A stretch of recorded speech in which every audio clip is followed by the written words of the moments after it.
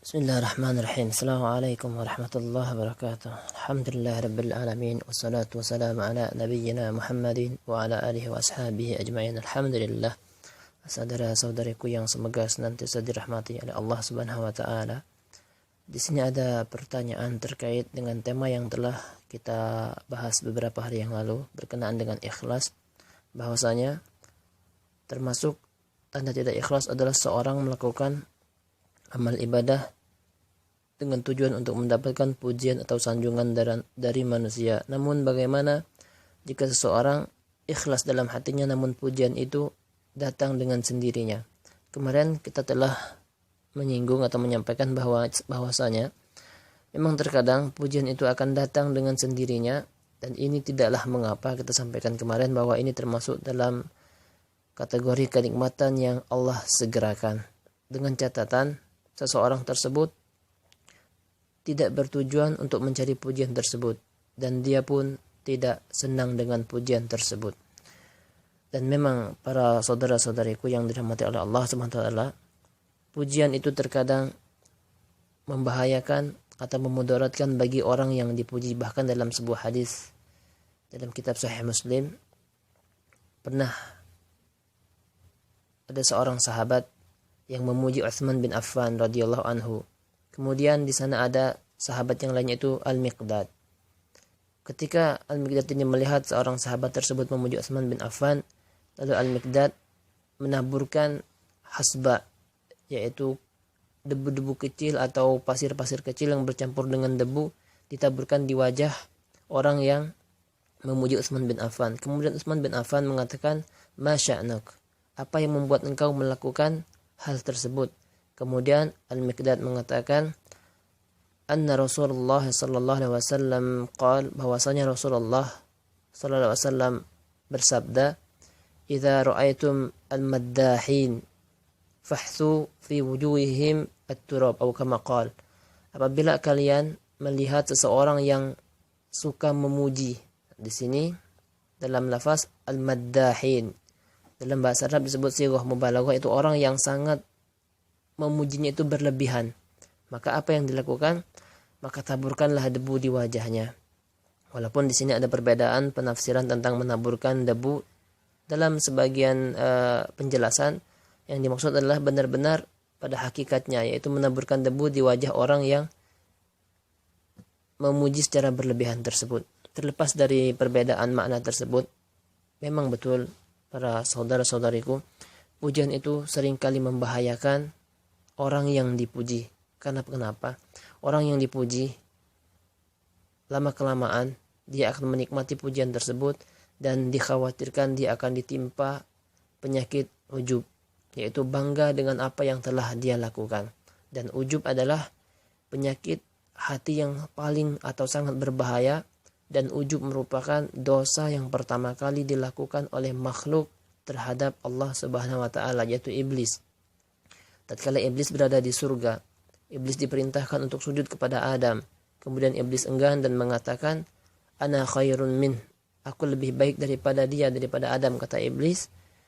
"Khalaqtani min nar wa khalaqtahu min tin." Engkau telah menciptakan aku dari api dan telah menciptakan Adam dari tanah. Iblis melihat bahwasanya penciptaan dia lebih baik daripada penciptaan Adam, hingga iblis pun merasa ujub atau bangga, dan dia pun enggan untuk sujud kepada Adam, sehingga dia pun diusir dari surga.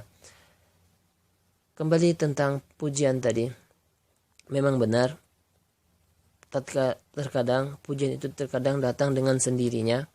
Lalu bagaimana sikap seorang muslim yang mencari keridhaan Allah Subhanahu wa taala jika dia dipuji oleh orang lain terhadap kebaikan yang dia lakukan?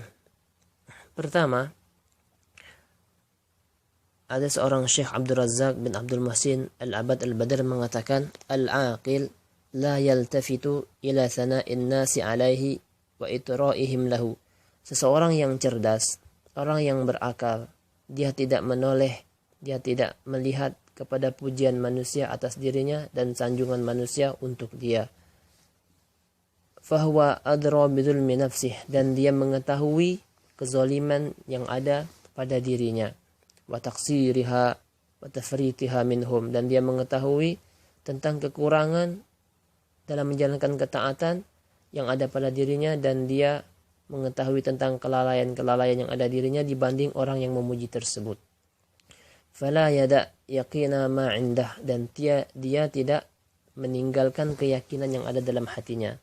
Yang dimaksud tadi tentang kezaliman, kekurangan yang ada dalam dirinya, dia tidak meninggalkan hal tersebut. Min ma'rifati bihali nafsi lidhannin nasi fihi, dan dia berpindah terhadap apa yang telah diprasangka oleh manusia. Maksud perkataan beliau adalah seseorang tidaklah melihat disibukkan dengan pujian manusia, padahal dia karena mengetahui banyaknya kekurangan, kelalaian dalam dirinya dibandingkan orang yang memuji tersebut lebih baik daripada dia yang dipuji. Maka hendaknya dia mengetahui dan yakin dan jangan meninggalkan keyakinan tersebut, yaitu tentang kekurangan dia tadi, jangan dia lupakan. Kurang lebih seperti itu maksudnya. Kemudian rahimahullah man arfa qadra nafsih, sungguh Allah telah merahmati bagi orang yang mengetahui tentang kekurangan dia. Ibnu Uyainah, beliau pernah mengatakan, man arafa nafsahu lam yadurhu al-madah, barang siapa yang mengetahui tentang jati dirinya, maka tidak akan memudaratkannya pujian. Maksudnya seseorang hendaklah mengetahui kekurangan dia, betapa banyak kekurangan dia, betapa banyak dosa yang ia lakukan, dan dengan begitu dia tidak akan merasa bangga dengan pujian manusia.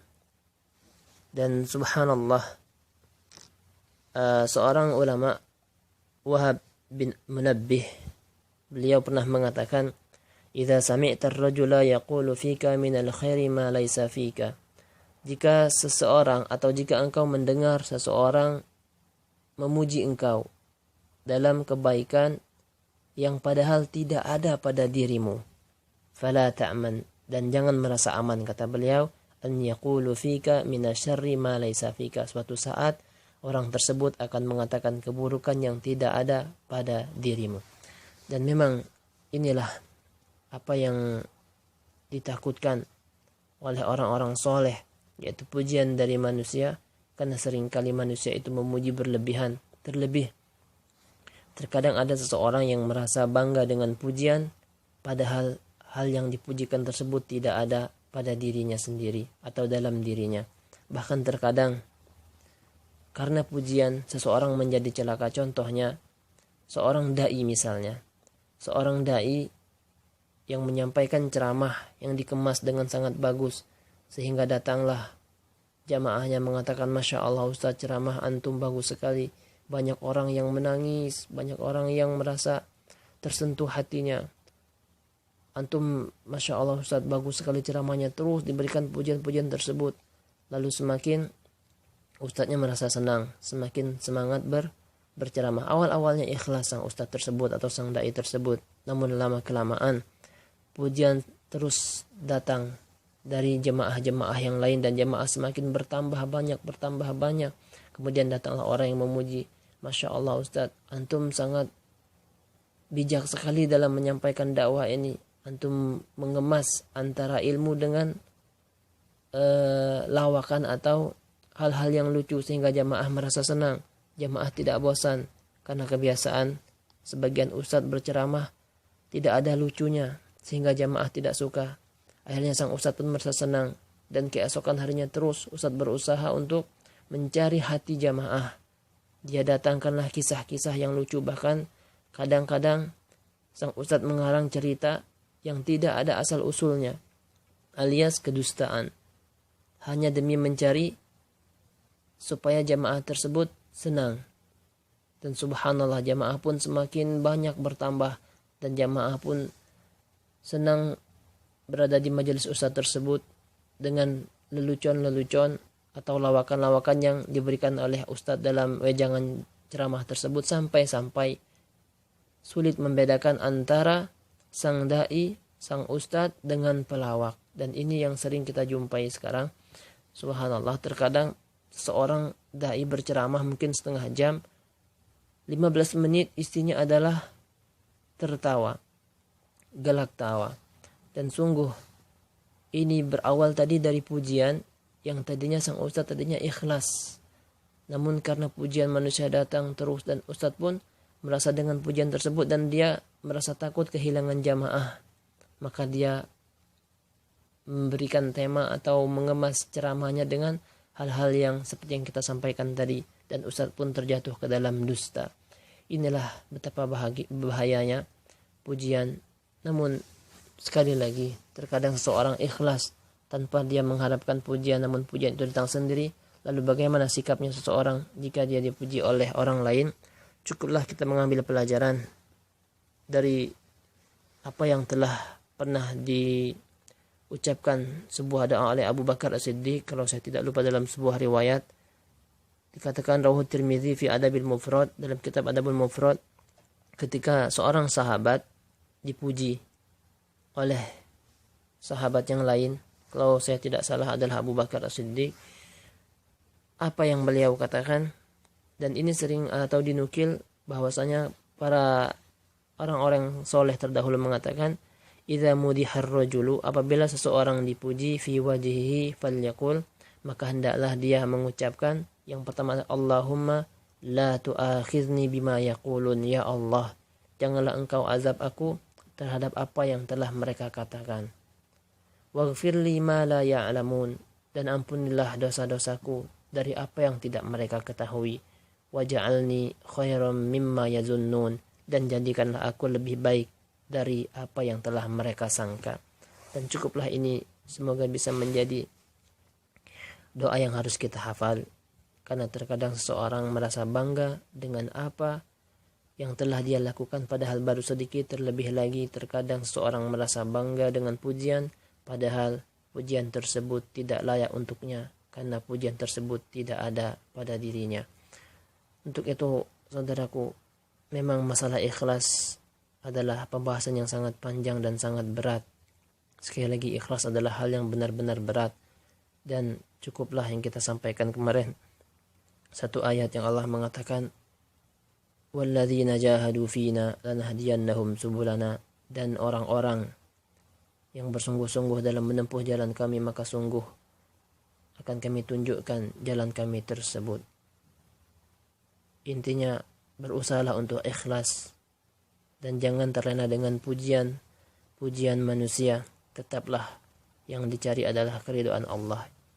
Semoga jawaban ini bisa difahami dan jangan sampai kita salah, karena sebagian terkadang kalau orang salah memahami, akhirnya dia pun malas dalam beribadah karena merasa semuanya berat, dan memang berat padahal. Dan intinya tadi kita katakan, kita mohon pertolongan kepada Allah Subhanahu wa taala dan teruslah beribadah, terus bersemangat ibadah terus. Dan tidak mengapa ada sebagian ibadah yang harus ditampakkan yang telah kita sebutkan, seperti azan dan salat berjamaah di masjid. Itu adalah hal-hal yang memang harus ditampakkan, tidak boleh disembunyi-sembunyikan, dan tidak akan bisa seorang menyembunyikan hal tersebut karena itu adalah kewajiban. Allah taala alam, wa akhiru da'wana alhamdulillahirabbil alamin.